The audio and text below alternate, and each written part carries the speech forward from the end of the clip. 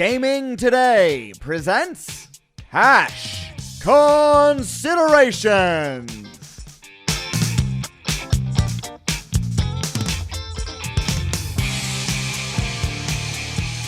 Welcome to the Cash Considerations podcast. Today is Thursday, October 29th, and we are all recovering from the grand opening of the Circa Resort and Sportsbook. We got the boys here, and we brought a special guest. Friend of the show, has been on a couple times, and it's just apropos that he has to come on today based on being at the opening and everything else that went on. So before we welcome him in, let's get back to the boys. Well, I want to especially thank Vic Chalksheet last week for stepping in for me.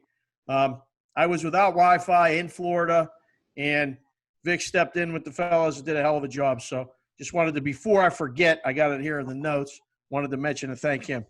All right, first, we got three guys, one microphone for the video feed on YouTube. They're leaning in first. He's Alan Berg, at Percent Berg. AB, what is up? I just want to block Matoy out, which is great. Yeah, I'm good, man. I'm more excited about PJ Walker entering the game for the Carolina Panthers. You didn't even know it was him. XFL. I didn't. It's true.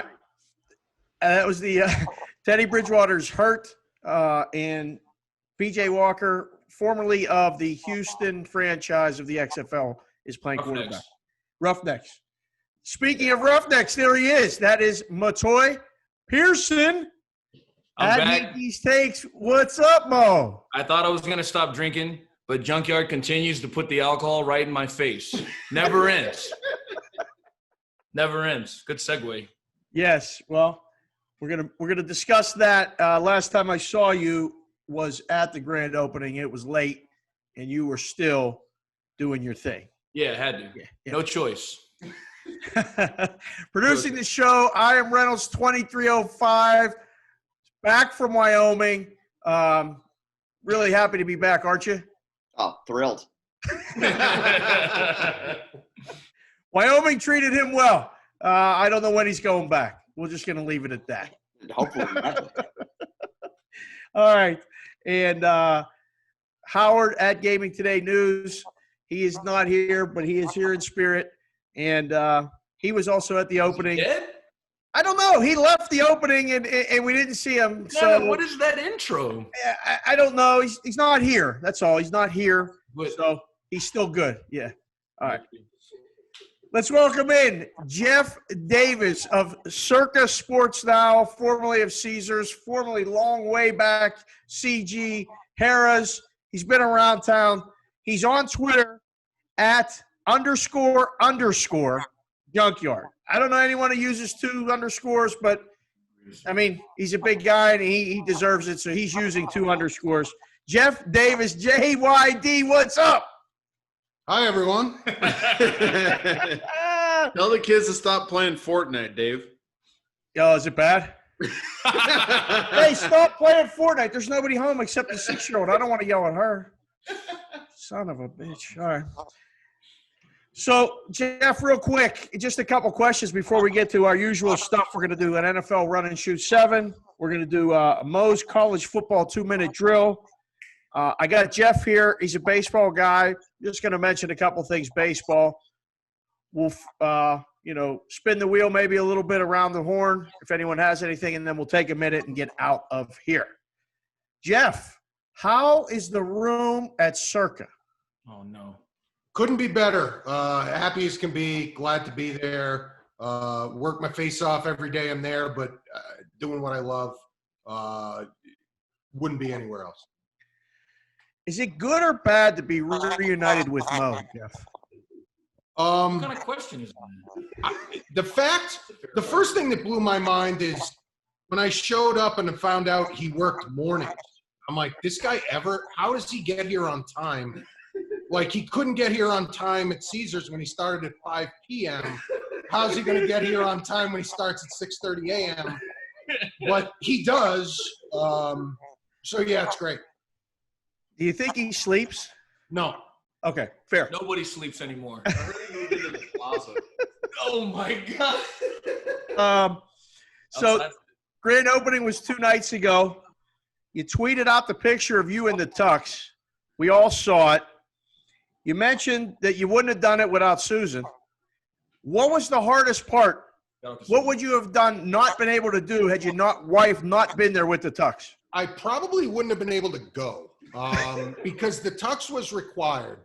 So when I put the vest on, the back was like so excruciatingly tight that like it fit someone with like a 34-inch waist, which I do not have. So she had to do like the loosening of the vest in the back. Also, the tie was one of those like shitty, cheap wrap around, like you got to clip it. And like, I'm not the most dexterous person in the world. So she did the clipping. Yeah. And then you got like the cool colored buttons for the cufflinks. The number of times I've put cufflinks in a shirt in my life is 0. So I had no idea how to do that. Also, the number of times I've folded a pocket square in my life is 0. So she was able to assist with that. So without her, yeah, I wouldn't have been there. Well, glad you made it. Got to give Susan a shout out. Thank you for helping you, because you not being there probably wouldn't have been a good thing. So No, and like I wish I could have made it to the end with everyone, but by 9:30 the hunger tilt had me in another world. So yeah, I just left to eat food. New world. And then once that happened, like I found it disrespectful to go back in street clothes, so I just waved the white flag. there you go. I went full like Casper the Ghost. I didn't say goodbye to anyone. Kind of a scumbag move, but I did it successfully. I like it. So you've been downtown now a little while. Have you sampled the food places? What, for You're lunch? asking me. I weigh more than anyone in this podcast, and you're asking me if I've eaten food downtown. Like what? I need some recommendations of places to stop either in the Circa or around where you're picking up lunch on your shift. Well, given I work at Circa now, I wouldn't want to plug any place that isn't at Circa. Here we go. So I haven't yet eaten it anywhere at Circa, given it's only been open for, a couple days. So yeah, I'm not going to plug anyone that's not Circa. So Well, yeah, I mean, lots of good places to eat downtown, but not for this podcast. at the gate, at the D, anywhere? Well, there's no food at the gate. Yeah, no food. The food at the gate is like bourbon. Like key food. yeah, well, it is. Yeah, brown liquor is like the 5th food group. It's in the top of the triangle, the pyramid. But no, if you want me to plug on Diamo, I will.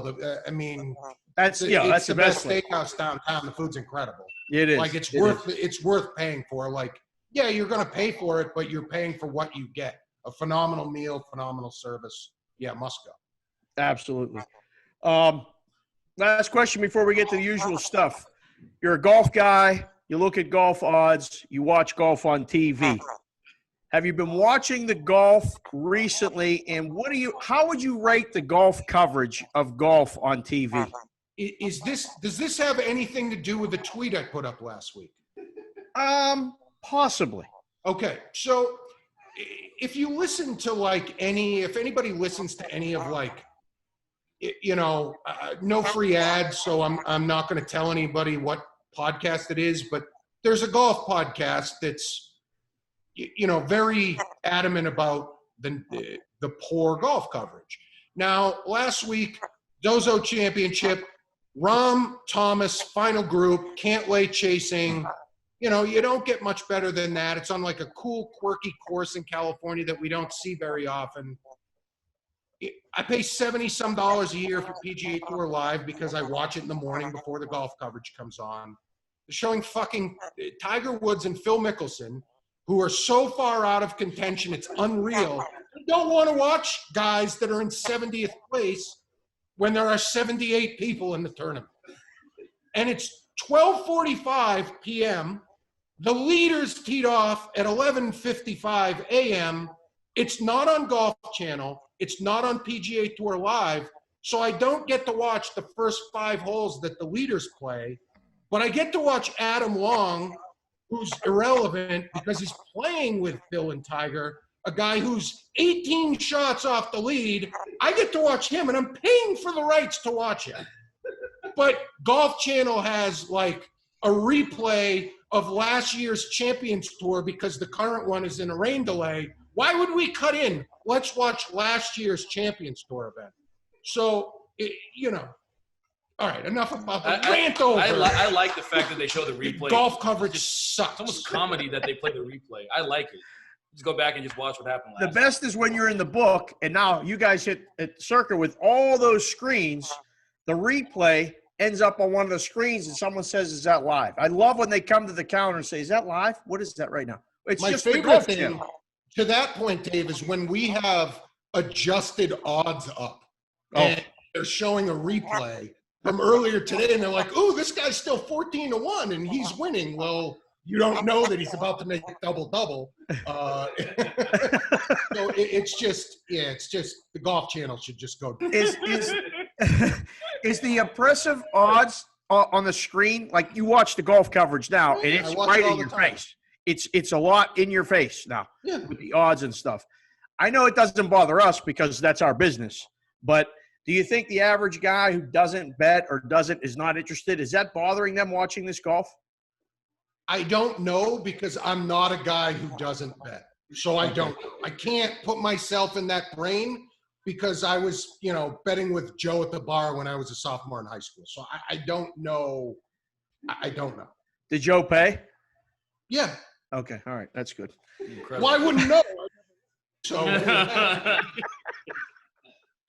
all right. Let's welcome in Howard Barish, HB. At Gaming Today News. He's here, Mo. We were worried about you. We didn't know if you were coming. We hadn't heard. You're in the alternate office.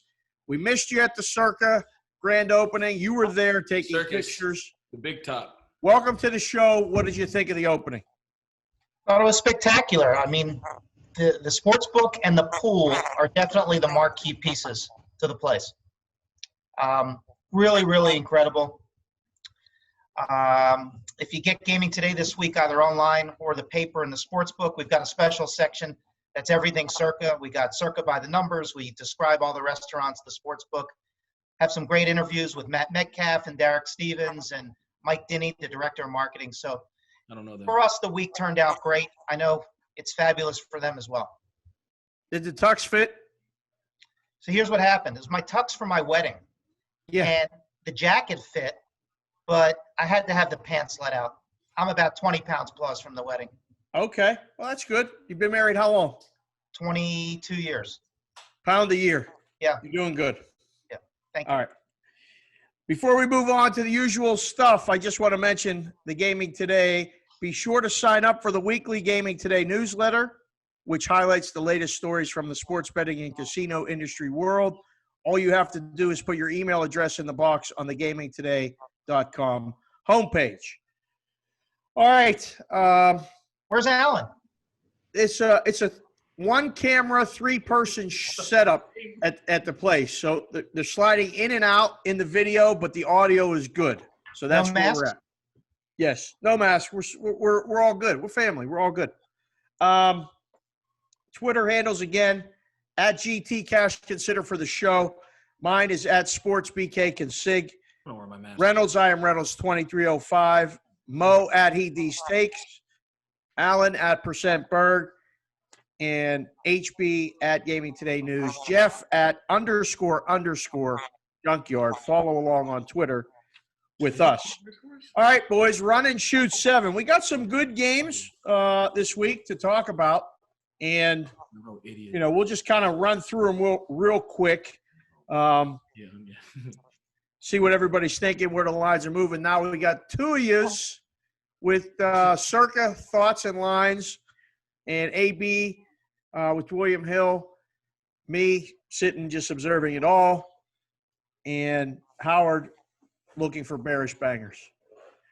Game number 7, Least to Beast. Thanks to Carl, by the way, Carl Haskell. He's really getting involved with he wants to know the formula. Carl, you're never going to know the formula. The formula was so instantaneously fast today in the group thread. I sent my 7. Mo sent his 7.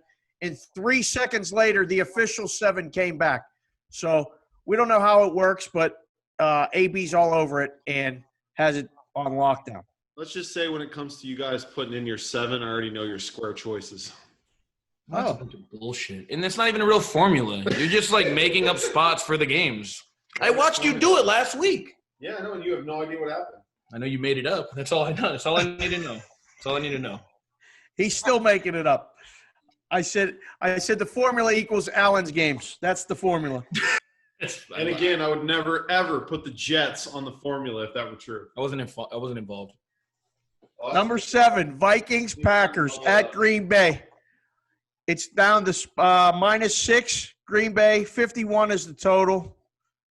Boys, Jeff, just start us off. Packers, Vikings. I'm a bit confused at this move. We saw some Vikings money today. Yeah, numbers down to 6 at a lot of places. Vikings are missing 2 cornerbacks against Rodgers and Adams. Running backs don't matter to the numbers. So if Aaron Jones doesn't play, it makes no difference. Dalvin Cook's in, it makes no difference. Packers 103, Vikings 6. No, it's done, yeah. Mike Zimmer on the road against good teams. I don't have the number, but go look at Mike Zimmer's record on the road, straight up and against the number in his career. It rhymes with not good. It's Packers good? or pass for me. AB, how did this game make the list and why? Did I put it on there? That's classified. But I will say I opened this thing at 8 because of exactly what my man just said. I don't get it. I'm normally a guy that really wants to take division underdogs, especially if they're getting over a touchdown. I do think Cook, even though the running back doesn't matter to the number, I think the Vikings offense is Dalvin Cook if they are executing. So I think that's the value that these guys might see in it. But I still just think Packers are so much better than the Vikings. I think the Vikings are trash. I said it from day one. Jeff just mentioned they have no guys that can cover anybody. So, if you're taking them at this point, I mean, taking +6, +6.5. Bless you. Good luck. Mo? Sorry, go ahead, Mo. No, I have nothing important to say, really, ever. I was going to interject as the Packers are probably a good alternative survivor pick this week. That's awesome. Everyone's going to take the Chiefs in Survivor that hasn't used the Chiefs to this extent. And if you want to win a Survivor pool, you can't be on the consensus because third place pays the same as 100 third place, 0. So if you're looking for an alternative Survivor pick, Packers has to be on the short list this week. Yep, I'm in 100% agreement. The number probably should be higher, was higher. I don't understand the move. Packers lit them up the first time they played. Rodgers is going to light them up again. I don't know if the Vikings are going to score enough points to even get this game over the total. But I don't know. HB, you got anything with this one? This was one of my weekend for winners. It was the Packers. Okay. Simple. We're all 5 consensus. I know when we watch the pregame shows and all 5 consensus pick one way, you probably should bet the other way. But Insert Price's right horn here. Number 6, speaking of the survivor pick, it's the check mark, the free space on all of those. Jets, Chiefs. Look ahead line with our friends at the Westgate last week. I saw 21. It's down to 20, 19.5 in places, 51, 51.5. Or no, I'm sorry, 49 for the total. Jets, lay it, take it. What? I mean, Jeff, what do you do here? Now, I don't have anything in front of me that would support this, but just off the top of my head, the numbers approaching or even higher than 3 touchdowns. Alan, stop making ice. I didn't open the – These favorites just aren't interested in these games. Like the ones that stick out to me, the year that the Patriots went 16-0, I want to say it was like week 4 or 5. after they won 100-0 in their first 3 or 4 games. AJ Feely played quarterback for the Eagles. It was a Sunday night football game at New England, and New England was laying like 26. They were all in to win by a field goal. Another one that sticks out to me, I was in the Bahamas. That's the only reason why I remember. Seattle was laying 20 or 21 at home against Jacksonville, at like the bottom of Jacksonville. And they won by like, maybe a touchdown, 12, but never even thought about covering. right?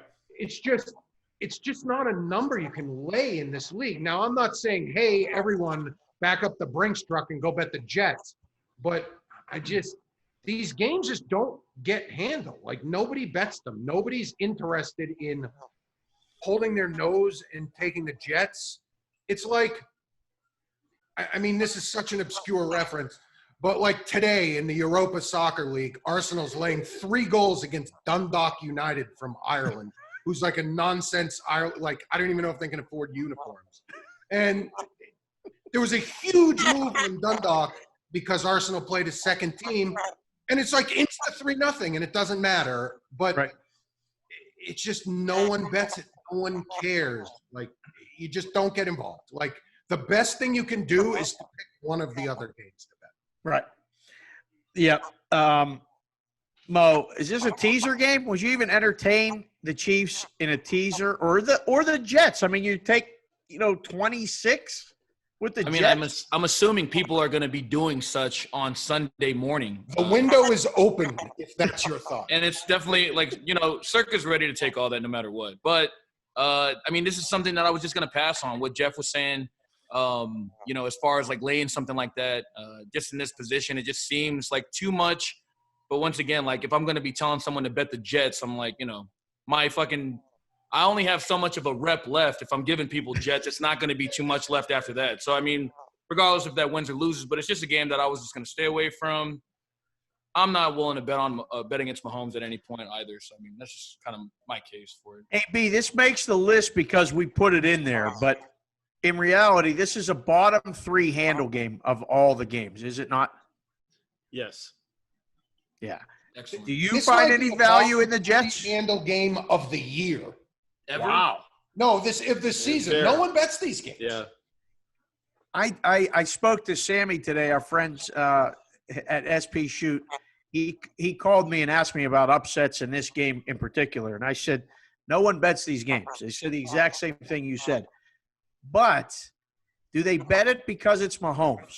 Or even that's not enough? Because when it's a good team without a marquee player, the NFL MVP, nobody bets it. Will they bet this game more because it's the Chiefs? I don't know. Like, look at last week's box score. The Broncos dominated the Chiefs in the box score. The Chiefs had a defensive touchdown. They had it was like a kick return or a punt return. Like, the Chiefs really didn't do much on offense last week, and they scored 40 points. Like, Right.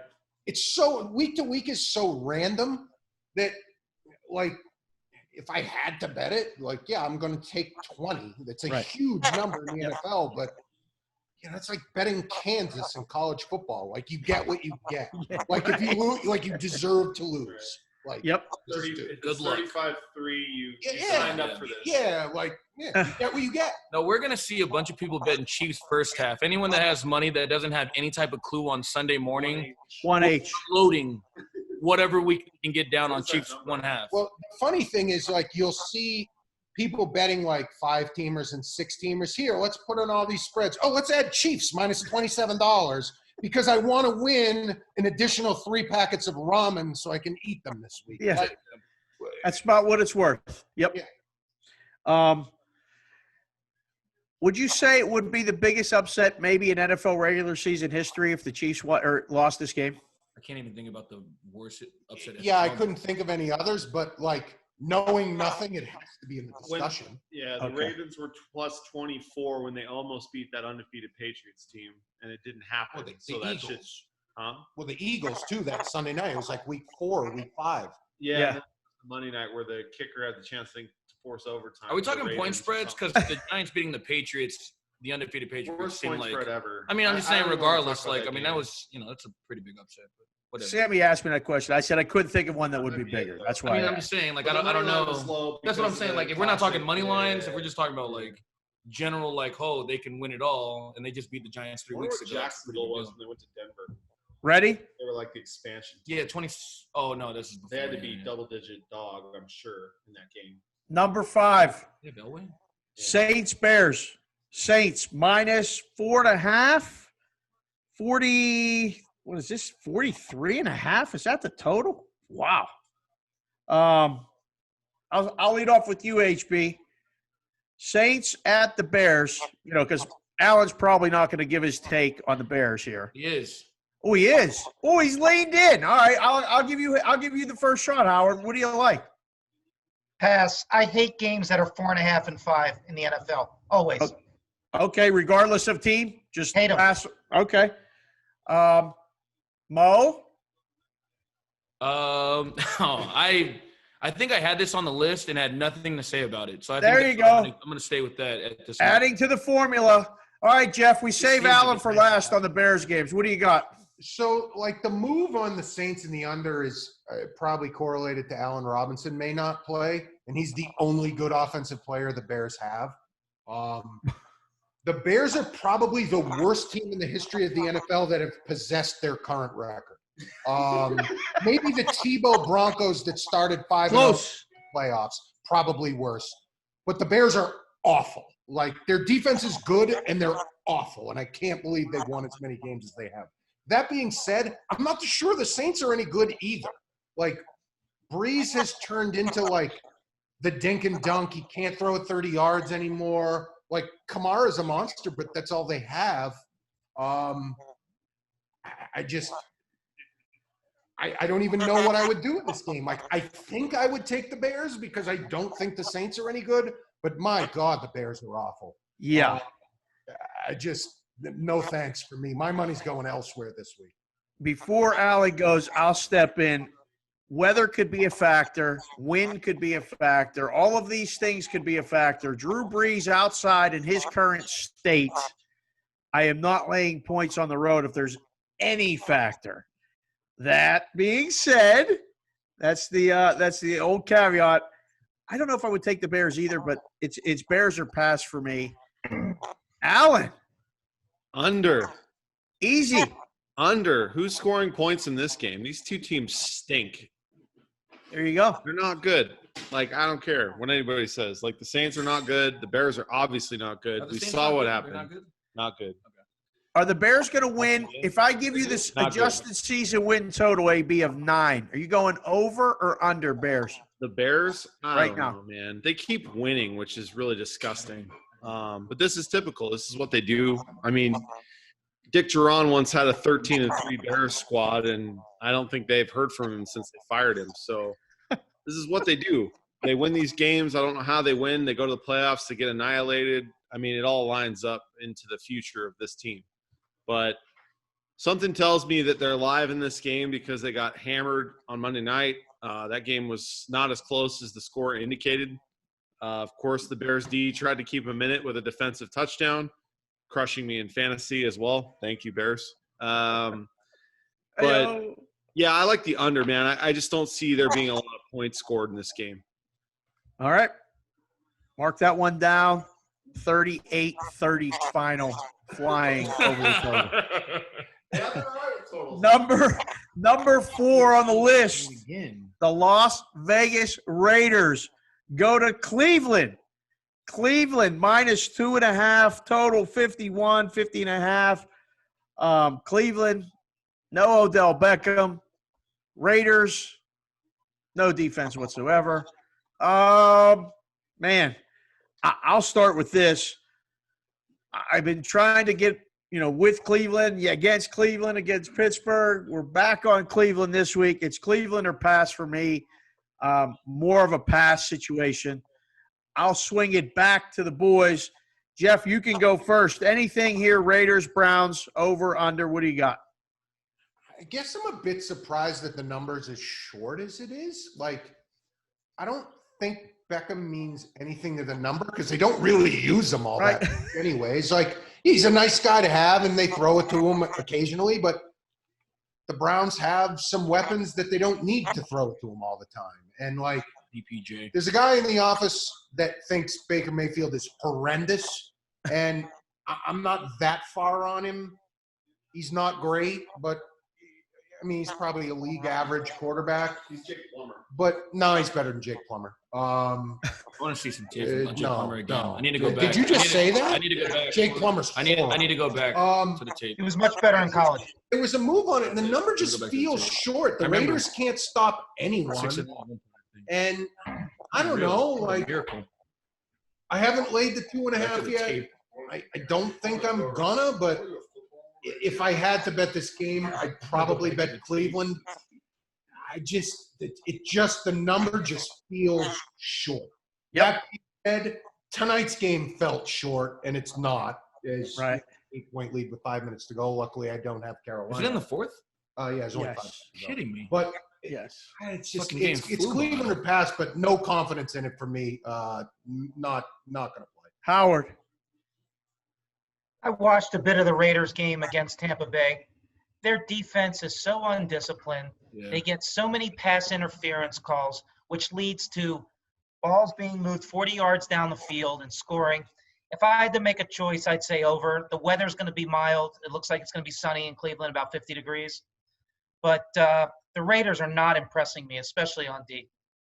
Mo? Once again, I feel like we've talked about the Browns week in and week out. I mean, obviously the Steelers game was the Steelers game. I mean, that's just how they play against them. It is what it is.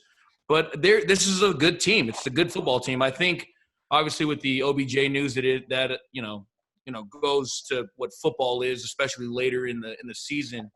But I feel like they've been doing pretty well. I feel like they should be, with the number being so short.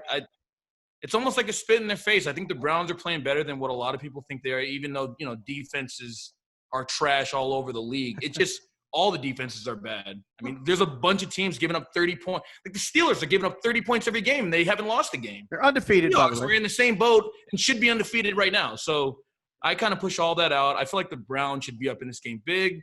If it does fall inside the number, I don't know anything, which I don't. But I would take the Browns. If I had to tell anybody, the Browns should be good here at home. And AB. I don't care. Yes. It made the formula. He doesn't care, has nothing to say. Perfect. Move on. Game number 3 from least to beast. Now the shit's getting personal. All right, this is the last 3 on the list. There's some personal things going on. This one, 49ers, Seahawks. Rigged. The line is 3 even. Seahawks favored. 54 is the total. My God. 54 is the total. Mo, you're first with this one. He's not. He's not at all. The ceiling. The ceiling play. How is this total only 54? The boys tilt the camera. For anyone not watching on YouTube, that's called the ceiling play. It's the over. It's won every week except one. And this game is over. It probably never happened. Well, it looks like it's going down, and like I see 53.5 in sharper places. It is. And Just wait. you want to talk about two opposite teams. I mean, Seattle can't stop anyone. And, San Francisco's defense is pretty good, and their offense really isn't. Great matchup on that side. I'm really confused by this game. Debo's hurt. They don't have much in the backfield. Everyone's hurt for San Francisco. Seattle, again, they can't stop anyone. Carson may not play. Homer may not play. I'm throwing my hands up here and I got no idea. I'm more likely to bet the Jets than I am to bet this game. Wow. I don't know what to make of San Francisco based off of their performance last week. I mean, because New England is a mess. They didn't even make the run and shoot. Don't put anything into last week because New England's like the 5th worst team in the NFL. The NFL. If anybody gets a chance, Yeah, look be nice. They're horrible. just check the Niners' record in Seattle Hopefully in the last 10 Wilbon years. is listening. Check out the Niners' record in Seattle in the last 10. Oh my God, that's incredible. What is it, Mo? It's just not good, is what it is. I mean, if you go back at it, it's fucking terrible. The fact that they won that game at the one last year was insane. Got them the I don't know. But Seattle -3 is almost a fucking gift. I mean, I can't really explain it enough that I know the Niners have had a couple big wins. I thought that I don't care how bad the Patriots are. That's a huge win. I don't give a shit. Like, they beat them by fucking 40. Fuck all that. They But what I'm stink. that when you go from New England to a team that can actually play offense like Seattle, like Russell Wilson has the 49ers number, and they're going to win by double digits. Like, the Niners are not – I know. I've seen this. They win by 40? I don't know. But Jermichael Hasty's involved. Jermichael Hasty. Jeff knows. He looked good last week Oh, in a handful of carries. He's got the lateral quickness of a Barry Sanders. It's the only name I could think. I said it's Jermichael and then Barry Sanders. This guy's the next one up. That's all I got. And they're still gonna lose by double digits, but he's going to be a name people should be looking at during that. Seattle, San Francisco, 3-point spread. First thought in your head. Mo, Seattle. A joke. Yeah, it was a joke. I AB? think they're getting coached up by Kyle Shanahan. Like, I think he's done a tremendous job of, like, using the strengths that Garoppolo has and minimizing his weaknesses. Oh, yeah. With all the injuries they've had, I'm very impressed with how he's done. But that's why I love the over. I think, as Jeff said, Seattle can't stop anyone. So he can scheme up them to score points, and they're not going to stop Russ because Russ is amazing. So, strap yourself in. Let's go. Can we just recognize the DK Metcalf catching Buda Baker down the sideline? Oh, that was a great Because play. it was one of the sickest athletic plays I ever saw. They better give that guy a huge contract because he's incredible. DPJ. That was good. Wait, Okay, sorry. Mayfield's incredible? No, DK Metcalf. Oh, shit. I'm not even. Welcome I back don't to even the know what show. I'm doing. I don't know what I'm doing. Mo, you got to listen to the show. Jeff just started shaking his head at me. How many times a day does he do that in the wrist room? I can only count to 10. No, I mean,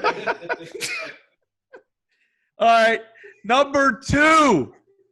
We're saving Mo for last. It's the beginning of an era. The Rams go to Miami.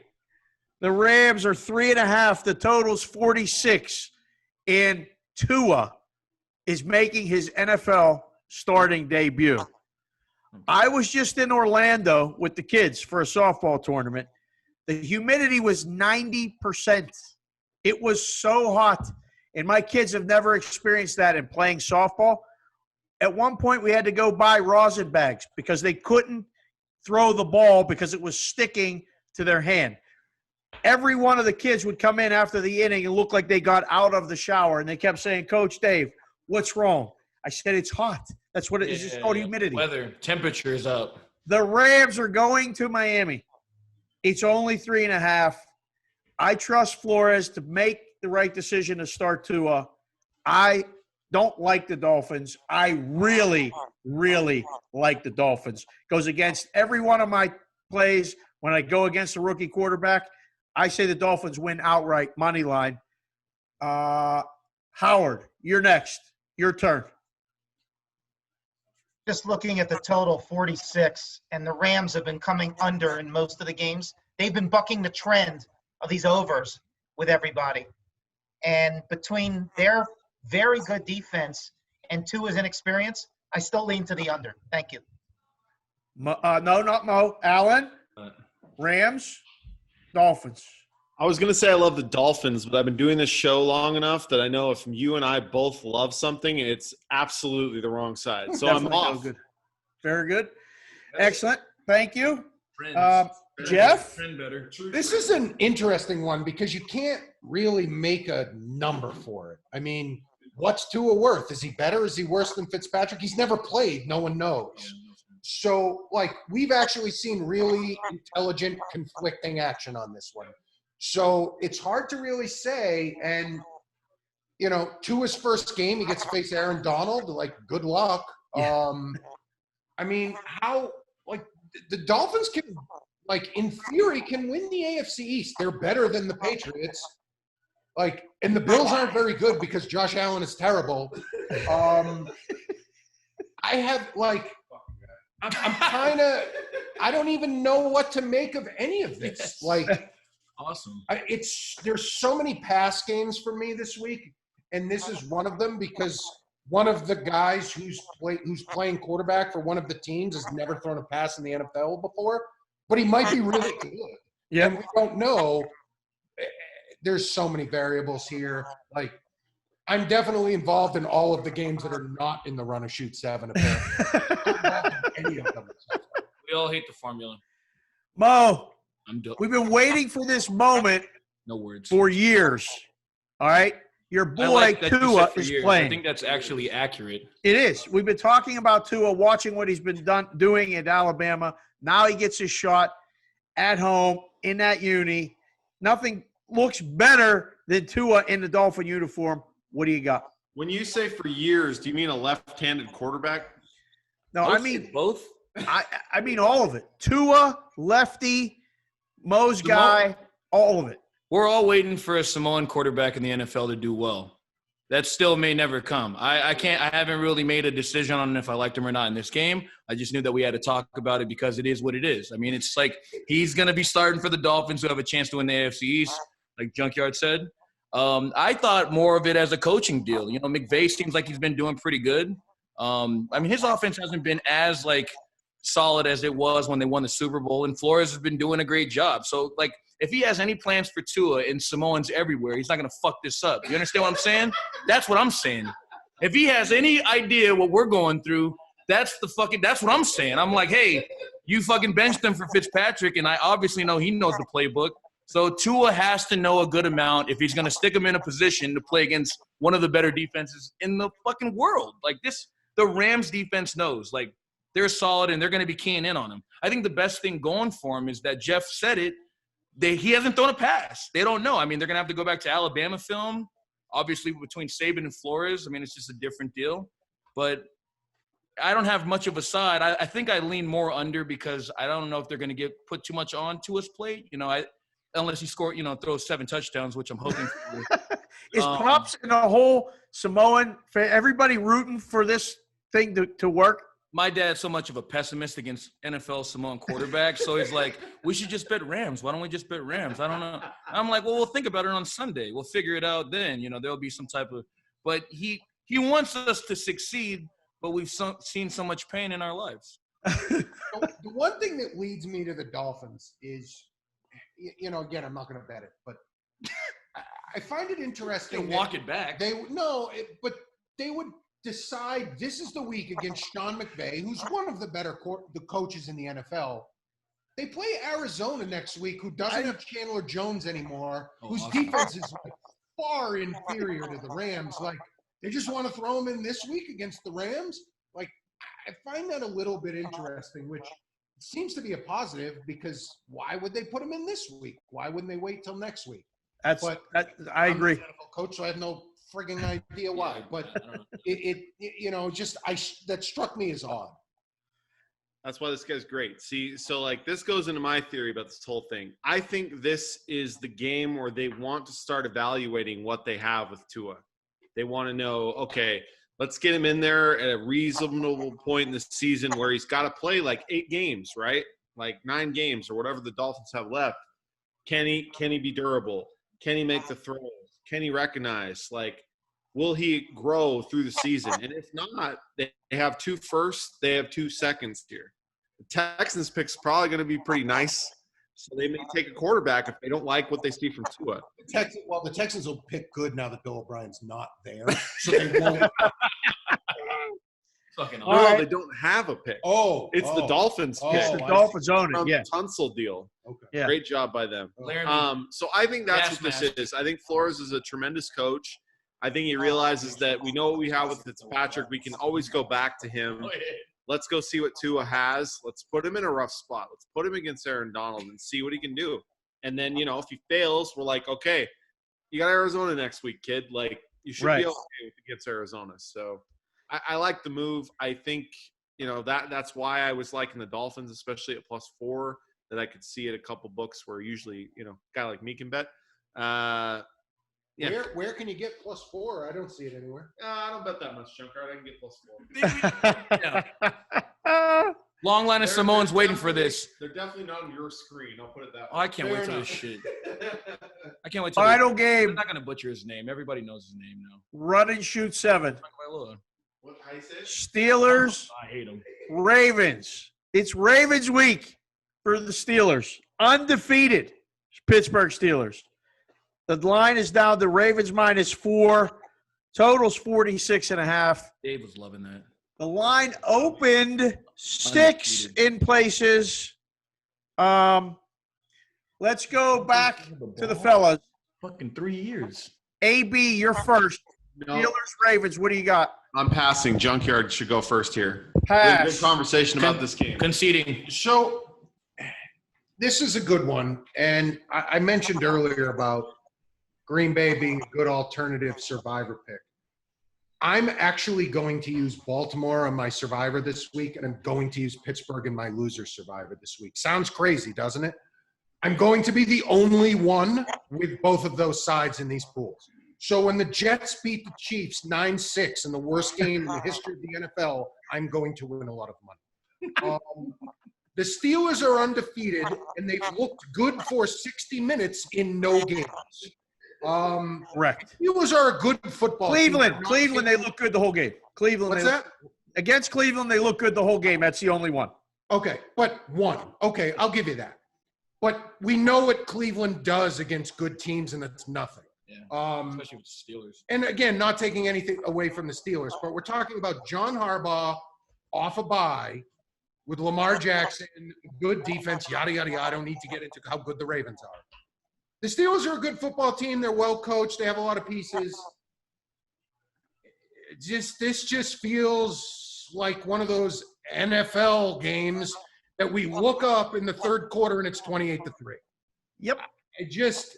I'm probably going to bet Baltimore, and I probably should have laid 3.5. I got lazy hoping it was going to come back to 3, and now it's 4. I should probably lay 4 before it's 5. 3.5 was the buy point from some of the intelligent players. I just think if you want to win if you want to give yourself a chance to win your survivor pool, pick Baltimore this week. No one else is going to. No one else is You going. play survivor pools to win. There is only one winner. So picking Kansas City is going to get you either next week with everyone else or out. So take that for what it's worth. You know, I'm probably going to also, this is probably going to be the Monday night game. Tampa and the Giants may not play. They're going to have to move a game to Monday night. They're not moving the Patriots game to Monday night. So they're not moving the Cowboys game to Monday night. So this seems to me, given that it's lost amongst the other 10 a.m. games, I would assume, given the Giants had some COVID tests and it's off the board everywhere, we'll be seeing this game on Monday night. Wow. I didn't even think of that. Holy shit. What did you think of, Mo? You didn't think of the game moving to Monday night. What do you think? I don't think. That's a dumb – you're not even saying the right things. You're not saying the right thing. I love laying points against, the undefeated team. I feel like that's just the way that I live. I don't know anything else more. I mean, obviously it's a big college thing. Huge. You know, You get the rent. You get the number in front of your fucking name. How can this team with the not number, I gotta ask you guys this, though, because I know you're pro Baltimore. 6 is ridiculous, though, right? Yeah, insane. I was a bit surprised at 5.5 at the open, and I thought I thought it was Steelers 6. The wife and I were out on Sunday night, so I missed the openers. I probably would have taken 5.5, right, knowing it was going to come back, and then double back laying the Ravens 3.5. Yeah. But this week, I've been behind on life for 4 days, and I've been so busy at work and with the wife and with the kid. This is just one of those weeks that I can't catch up. So I really dropped the ball there. But 6 was too much from the beginning. But I think 4.5, 5 is probably the right number. HB, Baltimore guy. Like him? I do. The numbers for Harbaugh, both ATS and home after a bye, are just gaudy. Okay. Alan, anything to add before I go? I was more upset about the opener than anything. I got people to lay the Ravens at a much higher number than is currently on the board, so I was happy with that. That's why I leaned it that way. And to my, I guess, knowledge, the number is way lower than it was. So with that said, I am on board with Junkyard. I think that Baltimore has the more potential to cause a blowout in this spot. That said, I've always been a big Steeler guy. I've been pro Tomlin for a long time. I think he's done a good job, especially last year with what he had to deal with. But the spot does feel like Baltimore. And Dave, you know, me and you always talk about this game. It's always 3. It's always 3. But the spot does, to me, make it 4.5. So I think at this point, the number, I'm not interested. But if Baltimore wins by 3 touchdowns, I will not be surprised, and I will be backing the Steelers when they play in Pittsburgh, if that happens. Okay. Who's your play? What if? So it's pretty simple. This game has been 3 for a decade, maybe longer. The home team is 3. It's the same line pretty much consistently. So I went back with the help of a friend of mine, you guys may know, Ralph Michaels. The last 23 games between these two teams, the line has been 3.5 or less 19 times. 19. 4 times the line is 5 or higher. The dog is 4-0 ATS in those games. Is that one of those times has to be when Roethlisberger was hurt and Byron Leftwich played for the Steelers, right? That was one time, yes. So the opener was just absurd. It was a miss. It was the wrong line. It couldn't have been 6. It's never going to be 6. It's just too much. I will say this, though. The game is more likely to close 6 than 3. Oh, it's not going down again. That bottom, you said it. The buy point was 3.5. If it goes to 5, 5.5, and if you sniff 6, it's an immediate +6 back. Though, Okay. right? Yeah, I would assume if it gets to 6, someone's taking 6 instantaneously. Right. That's where they're playing this game. I think this game probably closes in the vicinity of 5, but 5. Yeah. I think it closes 5. That being said, I would bet Baltimore. That being said, if it moves to Monday night, and all the favorites win on Sunday, it's going to close 6. Yeah, that's for sure. If Dave That'll wants be to lay 5 in a Baltimore game at home against his team, the Steelers winning by 2 touchdowns. This is so easy. I'm going to reverse on this now. I had Baltimore against Kansas City. I feel like they owe. You want to talk about? We always say they. Oh shit, the Baltimore. It's like Baltimore owes. I mean, seriously, I felt like a complete ass for playing them against Kansas City. Now I'm going to play them again against the undefeated Pittsburgh Steelers. That is our run and shoot 7. Let's get to the Moe's college football 2-minute drill. When we get real fancy and get a board and all that stuff back, we're going to play music in the background like the 2-minute drill. So right now there's no music, but it's Moe's show. No imaging. There is imaging, but it's in my head. It's fine. Yeah. A lot of things in your head. Get it to your mouth and to the people. 2-minute drill, Moe's college games, go. I think the only thing I should start with immediately is that Trevor Lawrence has COVID. Prayers to him and his family. He's just not – I don't know. He's got other plans. But DJ Uyangalele, for anybody that doesn't know how to pronounce that. Is he Samoan? He might be.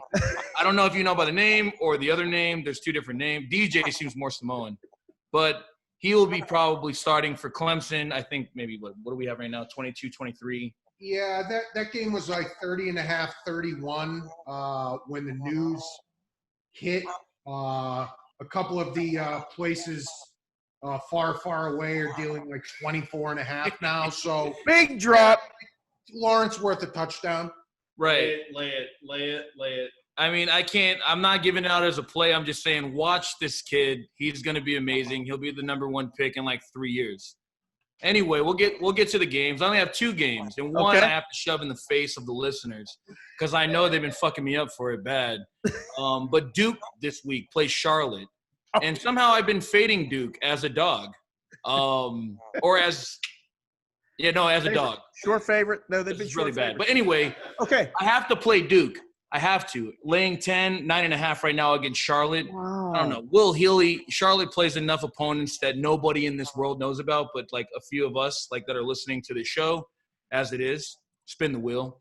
But Duke has played enough great teams already. Vatek, NC State. I mean, just teams that actually have a pulse and get players that, and such. And laying a small number like this almost seems insanely bad. I had to think about it like 40 different times throughout like Monday. I'm like, I don't know if Duke's that good. Maybe they should be laying less, but maybe like, Charlotte hasn't played anybody. I just think it might be too much for Charlotte late in the game. I think Duke's going to win by like 3 touchdowns. Like they're going to be ahead. So Duke laying 9.5, 10, I think should be fine. Okay. On my second play, we'll also stay in the ACC. Virginia Tech laying 3.5 against Louisville. The Ville smokes Flazoo. I had to do it. Yeah, well, that program is in the state where they deserve to be called Flazoo. So Flazoo and Wazoo are in the same realm of pain. But Virginia Tech loses to Wake Forest. They're laying a big number. They're coming off a big win against BC, lose to Wake Forest on the road. Seems kind of college football. I mean, that's just college football. It is what it is. Louisville coming off a big win. People get to see this. This team is not as good as they were last year. And considering Vatek's only laying a short number, I think, what they seen last week could affect the number. I think my Vatek number was a little bit bigger, a little bit longer, maybe 5.5, 6. I don't know. I think defensively it's a better team. Their offense should be better. I know he's laughing. It could be a pause moment. Virginia Tech is a good play. So I think Virginia Tech and Duke are my plays. I'm laughing because he called Duke minus 9.5 a short number and Virginia Tech minus 3.5 a big number. Big number. That's why I'm I heard it.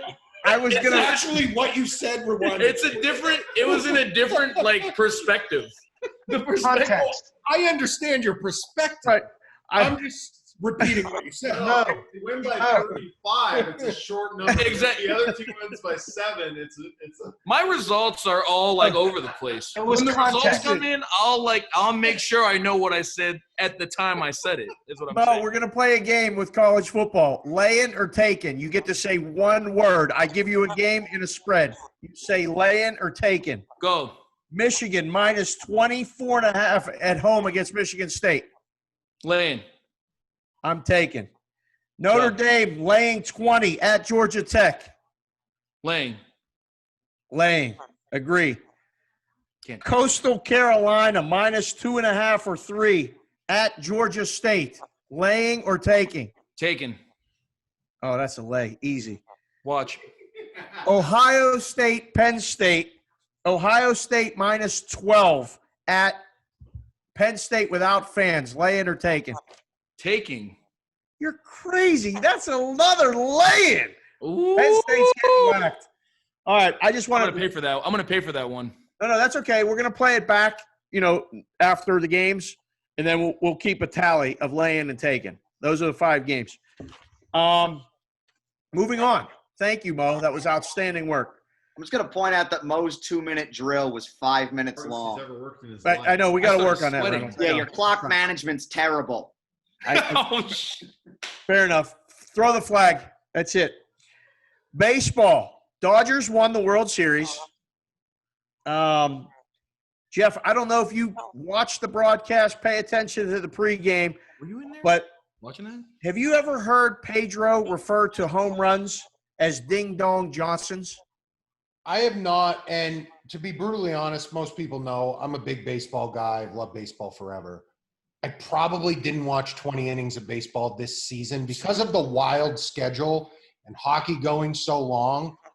I just watch hockey every night, and by the time by the time hockey was over, the regular season was over, and the Red Sox were a dumpster fire. So, I just all these 7-inning games and Manfred with these trash rules, and my interest in baseball has gone from giant to very small in a short window. Right. It happened for a lot of It's people. unfortunate because I love the game, but this must face 3 batter rule. Right. No good. What do you think of the White Sox hiring 76-year-old Tony La Russa? I got a text from a friend simultaneous to me and a guy in the office laughing hysterically at this signing. Coworker says to me, he goes, "Hey, who do you think La Russa's going to like jive with like Luis Robert or Yohan Moncada better? Like the guy's 100 and like there's not going to be any analytics involved. Like this has disaster written all over it. Give me White Sox under for all the money next year. It's The total's going to be very high. The total's going to be in the high 80s if they play 162 games. Right. It might even be 90, and there might be a mutiny on that team. Like, no thank you, White Sox under for all of it. It's all young guys that are flipping bats, wearing gold chains. Their buttons are down to here, unbuttoned, and they're having fun, all of which Tony La Russa is not a part of. My concern is that Tony La Russa is 76 years old. It's going to just – him going out to do a pitching change is going to take a long time. It's a long walk to the mound for a 76-year-old guy. He liked to change pitchers before. Baseball's going to be like, what the fuck? Games take long enough. We're trying to shorten them. You hired a 76-year-old guy who's changing pitchers. It's a total disaster. I mean, he fell asleep at a red light drunk. He's going to fall asleep doing a pitching change, right? Yes, absolutely. Joe, our friend Joe Ostrowski's been on the show. He's doing that podcast called Bet Sweats, and he does Chicago radio. We were blowing up each other's phone today because he said this to me a month ago. They might actually hire La Russa because him and Reinsdorf are tight. And I said, you can't hire Tony La Russa. He hasn't managed a game in 9 years. He's your manager for a young team. Makes no sense. I don't get it. We actually have another guy in the office that's from the South Side, and he's obsessed with the White Sox. And I actually tried to break his balls about it today, and he was excited. I'm like, what? Like, was that our boy Rob? I'm not really a baseball guy, but is there any chance this is like the Leland type of season where he's just like the old man and the other guys are really doing the managing and maybe it comes together kind of?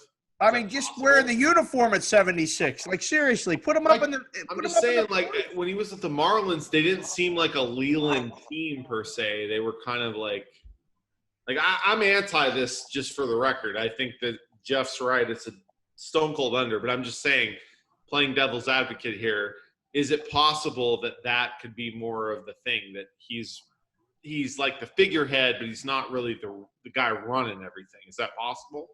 I mean, I suppose it's possible. Like they have a bench coach that like is actually running it, but like who on the roster is going to be like cool? Who's going to mesh with La Russa? Like with today's awful culture that's going on in society, like how is this? Like, how is this going to work? It's just not going to work. No. Like, I'm going to bet so much money on White Sox under next year. It's ridiculous. Yep, I agree.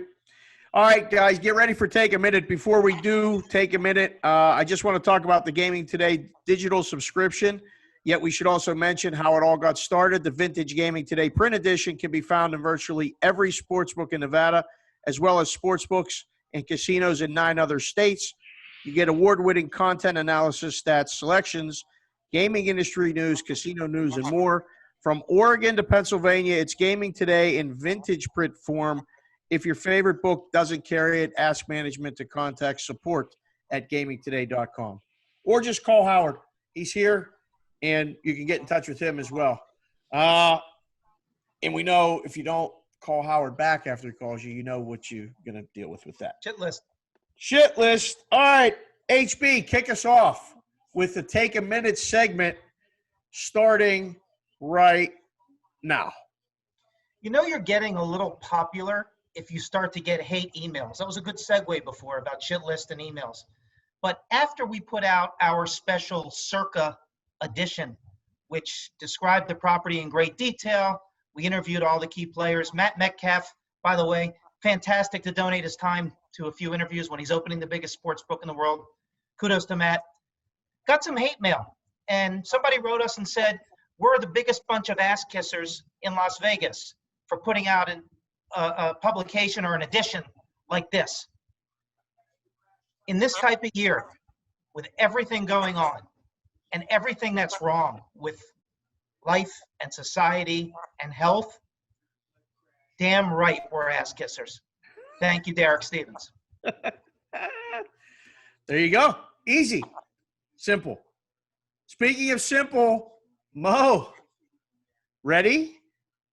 3, 2, 1. I think I just drew a blank. I guess I'm just gonna segue off of being there. I wasn't at the Circa deal. Man, I almost said something I should have said. All right. Maybe I just was.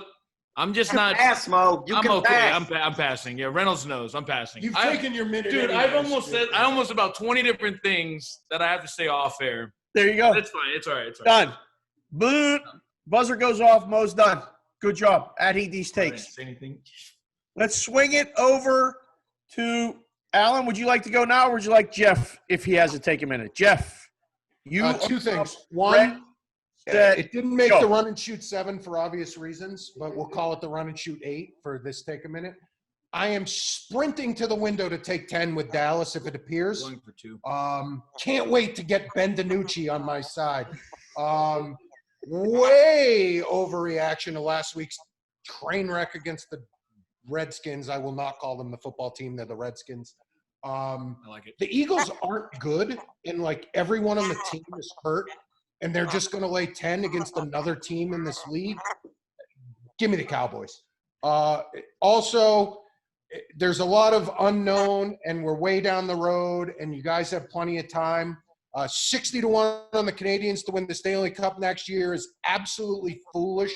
Go burn some money and bet that. Done.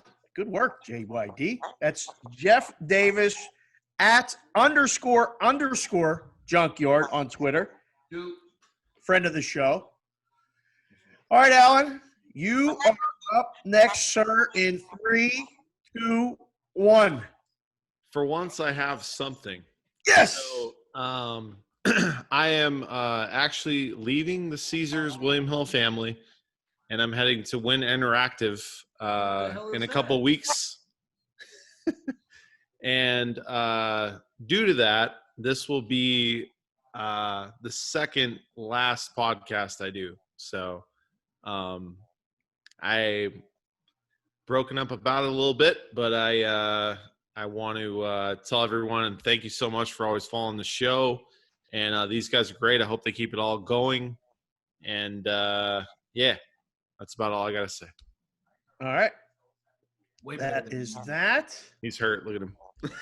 Way No. better than mine. I'm thinking, I'm not, I hear it, but I'm listening, but I don't hear it. And I have 2 weeks to kind of figure it all out. And I'm taking texts, DMs, emails, any way you can get in touch with me that we can keep it going with AB. We're going to try. It's going to be tough because there's rules, regulations, stipulations that we may have to jump around. Alan hates us all. He told me before we did this podcast. So Yeah. So we're working on it. But yes, actually, he just told me that, not you guys. Sorry. That's It's big the first news. time I'm hearing about it. Yeah, it's big news. Just happened, and obviously we wish you nothing but the best in the new endeavor. But we got to keep the show together any way we can, so we're gonna keep an eye on that. In the Alan, meantime, can I start calling you White Flag as your nickname now? Because you are surrendering this podcast. I think that's always been a nickname, really. all right. So my take a minute segment starts right now. Before I forget, I want to mention the ECSI family, which is the East Coast Sports Investors. That's my friend Jeff Dawson. He's in New England. He's a Boston guy. Eventually, we're going to have him on the show, but he tweets all of our stuff. He loves listening to the podcast and says it's like he's sitting in the book with us every week when we do it. So I just wanted to mention him. Thank you, Jeff. Thanks for the hats and the shirts, and I can't wait to see you and meet you in person, hopefully at one of the books in town. Secondly, the Circa grand opening was cool. It was a lot of fun. If you saw my Twitter feed, I wore a tux, I wore a hat, I wore some white and black shoes that felt really, really good, to the point where I tried to keep them, but the tux place said you got to give them back. So they were very nice. Everyone that I saw there, I just want to say thank you. And I know you're following along on Twitter, and I know you're listening to the show. it was great just being out. That was my first outing since the stroke. It was my first, we did it together at the Westgate. And we did this. It was great seeing everybody. I can't wait, hopefully, until we all go back to normal. But enjoy your time out. Come see everybody at the Circa. It's an unbelievable sight to see and well worth your time to visit. Our boy Jeff Benson, actually, I texted him. He said you can go on the website, circalasvegas.com, and book seats, tables, all that stuff. There's a lot of area to sit. It's going to be reserved. You got to go through the website, circalasvegas.com, to book a seat. That's going to do it, boys, for the show. Dave, I just want to interject. Yep. I just want to give you a hat tip to how good your candy list for Halloween on Twitter was. Very proud to see that you actually elevated Kit Kat to number 4. Kit Kat is like far and away my number 1. And obviously everyone's list is a bit editorial. However, your list was as good as I could expect someone else's list to be. There was no white chocolate garbage on it. There was no garbage on it at all. Everything that was above Kit Kat deserved to be above Kit Kat. I'm not a Reese's fan. I don't care for the chalky texture of the peanut butter in the Reese's, but I understand why people love the Reese's. Chocolate and peanut butter is the marriage made in heaven, like beer and wings. But I thought it should be mentioned that your candy list is very strong. My only other adjustment, Swedish fish is probably higher on the list. The Swedish fish is excellent. Very popular with the kids. It really, the list came from a lot of people. I did what we do every day. I ask other people that may know or as opinion I respect. I got a great response from a lot of people. I want to thank everyone that contributed to that. It's available at SportsBKConsig on Twitter. That's my Twitter handle. We have Howard at Gaming Today News. We have Mo at Heathy Steaks. Alan at %Berg. I think everyone needs the chance to chime in on this if they've seen this list. And I will say, first of all, Junkyard, how dare you come after white chocolate with such just disregard? It's incredible. Not chocolate. Well, that's what makes it incredible. It's way better. Call it white garbage and enjoy it. Garbage is not good, so therefore that is a terrible I feel assessment. like I've never seen white chocolate. Like I never got it. You at ever the watch Halloween Jason candy. Williams play? It's like that smooth, dog. It's I don't that. have it at the Oh man. Smooth like silk. Another one. But I love the list because 2 and 3 were my top candies: Twix yeah. and Reese's peanut Sure. butter Yeah, cups. Reese's Very were the one. good. I'm with the JYD in the regular chocolate or white chocolate form. Kit Kats are No. astounding.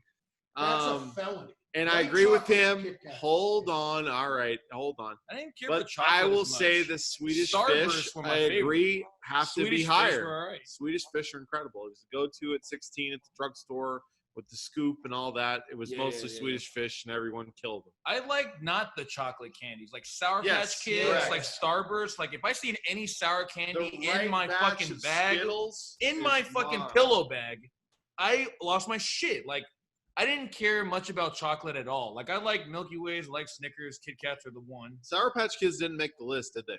Yeah, they were like 16. Oh, yeah. But I didn't. All What the list was great. Like there's nothing I was just gonna They like. should have pick been apart. higher. Right. They should have which- been higher. I mean, but That's it's okay. just a list. Okay, It is yeah. what it is. Like Oh, Starburst made the list.